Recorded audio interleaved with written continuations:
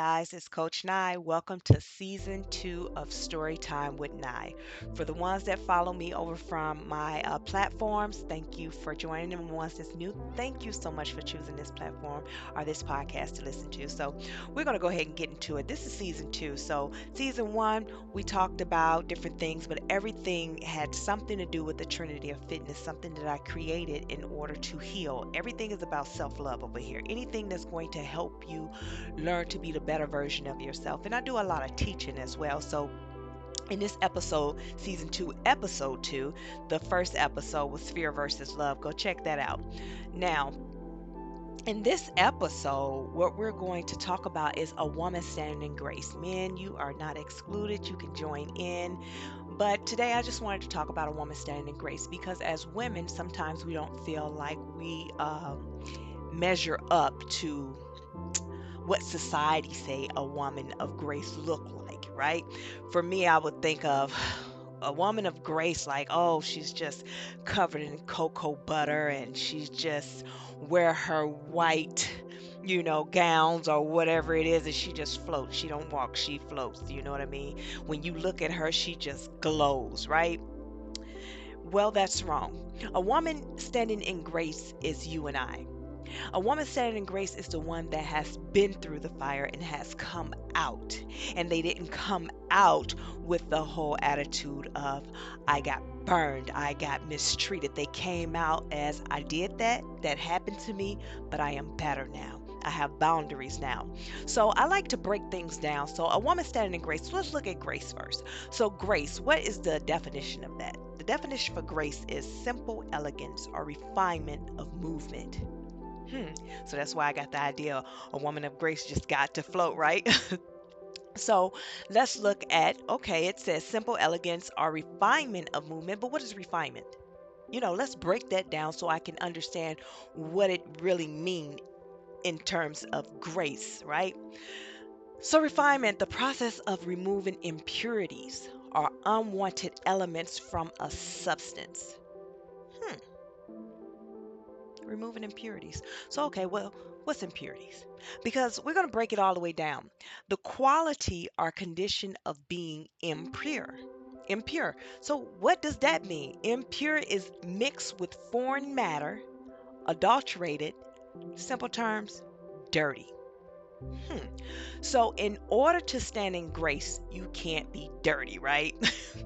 But let's look at it in more of a mature way, meaning that you will have flaws, because we all do, but you're humbled.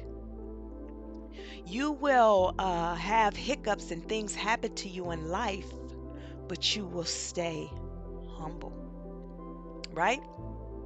So, most women, we look at ourselves as if we're not good enough to stand in grace.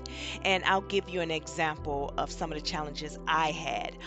My past, I look at, okay, well, people are going to judge me because I went through this, the shame that I may have went through, or the lies that were put on to me, or, the embarrassing times that happened to me, or the people that I dealt with. It's no way I can stand in grace and stand in front of people because what I was taught, what church taught me is you have to look a certain type of way and you got to have a certain type of relationship with God in order for you to stand in grace. You understand? So those are some of the challenges that we as women look at, like, okay, we had kids out of wedlock and different things like that. Um, we may have one or more, two, three baby daddies, right? But at the end of the day, that does not exclude us from being able to stand in grace. That's what society told us and made us feel. So that's what I want us to challenge ourselves of, why don't you feel good enough? But what if I told you God can refine us? Now, we may not feel qualified, but God can qualify us. Now, for me, um, being able to be refined, and so what I did, I went through this whole awakening. I went through the whole spiritual awakening of detaching myself from the whole everything that I once knew and just getting to the root of it. I've always been big on I want to get to know God myself. I'm so sick of everybody telling me how God is, who God is, and if you blink twice, you're going to hell type. Like I got so tired of that and I wanted to get to know him myself because I always had a relationship with him, but people made me feel like the relationship I had with him was not real because it wasn't given to me by a title or ordained by a pastor or given to me as a pastor, that gift or whatever it was. So I always kept it inside and I did my own research. So through that spiritual awakening, that's how God show us. As women, we go through that Esther season. We're not going through the Esther season to find our king. That's not the whole purpose of the Esther season. See, if you surface read from the Bible what Esther season is, it's preparing her for the king. But what if it's preparing a woman, period, to strip herself from all the different things, the impurities, to remove the impurities or unwanted elements that's in her mind, to clear her mind, uh purge her mind of the things of everything that was taught to her that was a lie, to get her back to her basic, to her true authentic self in her feminine energy so God can use her. So that's what, when it goes to God can refine you. If we stay hung up on everything someone told us, we'll never reach our true potential. And what I notice is a woman is perfectly created by God. I did a lot of studying. They talk about the as a connectu, which is a helpmate, which is God created us to be a helpmate. I can go into detail about that, but I kind of want to stay on topic with this because I really want women to understand who they are, whose they are, and the power that they hold within them. So during my study, I noticed in all the theology, women are last, but yet we're first, right? In Genesis, we are the last thing God created from a man, but we was created whole from a man. We were created whole. Even in Proverbs 31. Now, Proverbs 31 woman is like the blueprint of what a woman should be. But if you read the book of Proverbs, it refers to a woman as a quarrelsome wife, and just anytime it talks about a woman, it talks about us nagging. I'm just putting this out there. Didn't say this, but I'd rather just jump off a roof than sit in the house with a quarrelsome woman. Things like that. And it was like, dang, we that bad? However, what really tripped me out is yet the last chapter, right, of Proverbs, right? And then starting at Proverbs 31, starting at like verse 10, right?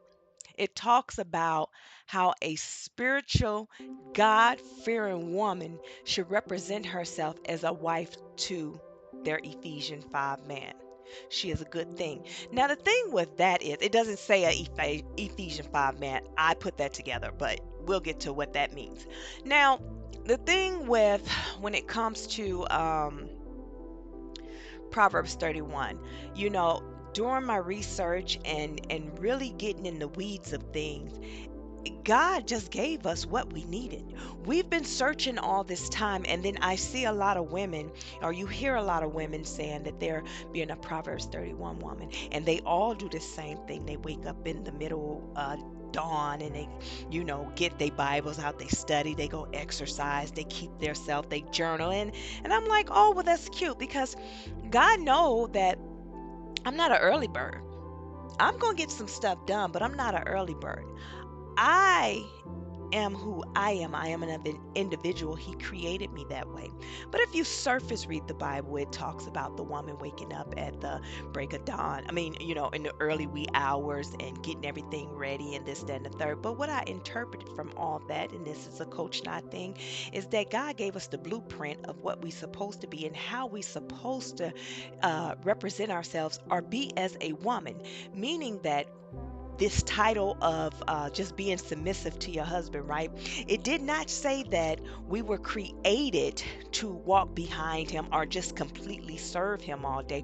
We were created to be a helpmate. And as a connect do, it really meant help meet. That's when but it got translated, and the closest thing it can get to English was helpmate. So that's what we were created to be, right? So meaning that when he's at the gates and he's doing whatever it is that he's doing, he's operating in his purpose. What that mean is he's not worrying about us going around town flirting with everybody. He knows that we're taking care of business. But see, God created us, and he's told us in Proverbs 31, pretty much have a job. Go open a business. Have some business about yourself. I just, so it's one of those things that it's the eye of the beholder. But what I interpreted is there is no reason for me to lean on him to provide and give me princess treatment when God already gave me queen entitlement. I can get it on my own. However, me and him, we work together. But what is meaning is we both are operating in our purpose. He go do his thing, I go do my thing, and it's all for the kingdom of God. Right? So, then I got to reading Ephesians 5 and 5, and it talks about being impure as well. So, impure mean again mixed with foreign matter, adulterated, in simple terms, basically, like we said, it was dirty. But I do a lot of studying, and I go to Hebrews, and Hebrews, it deal with a lot of numbers and different things like that too. And so I just do some reading. So with Ephesians 5 and 5, it talks about that impure. Now, Ephesians 5:25 through 28 tells a man how he should treat his wife. A couple of verses before that tells a wife how she submit to her husband, right? But we are making the point here of referencing women standing in grace. So I was just sitting around and I looked up number 31, and it means spiritual enlightenment, right? And this was just something for me. And it means spiritual enlightenment, and 10 means complete. So Proverbs 31:10. And I looked up 5 and 5 means change, and 5:25, where it starts of how a man should treat his wife, it means connection and the power of pairing. And so I was looking at that. I love me some numbers. I'm going to always look deeper into everything. But when I looked at it, I'm like, okay, a Proverbs 31 woman to Ephesians 5 man. Now, 31 represents spiritual enlightenment, a time of new beginnings and fresh opportunities in life. So it's just a match. And, it's just showing that that woman and that man's supposed to be together, my little quirk thing on that. But for you guys, I just want to ask you guys, well, it's not so much that I want to ask you, it's something that I want you to ask yourself. Are you standing in grace? Some people never even thought about it, right? So recapping on everything, a woman standing in grace, grace is simple elegance or refinement of movement. So what is it that's in your way that's stopping you from feeling like you're a woman standing in grace, that you are a woman of power? What's stopping you? And so tonight's assignment, or whenever you're listening to that, that's some questions that you just ask yourself, because you are not excluded from being a woman standing in grace. You don't have to be told by your pastor or by someone that's spiritual, that's religious, to tell you, hey, you can't do that. That's not of God. It is God that will tell you what you need to know. So, if you're ready to take on the next steps on the self love and the healing and becoming the best version of yourself, I want you guys to go ahead and subscribe to this podcast, my YouTube, and just follow me. I also published a book, Trinity Walk to Self Love. This was just stepping stones for helping people. It's more of a journal as well, but gives you things to think about to help you along your journey. I shared some of my things that helped me create boundaries, that helped me create a gray area, that helped me change and reprocess the way I think, because that's the most important thing to me, is what you think, and what you process in your mind becomes your reality. So that's why it was so important for me to, while I was healing, create the self-love book to teach others. So you guys, I thank you for joining this platform and having this conversation with me. And just subscribe so you can get the updates or the notifications when I upload another episode. Coach Nye out.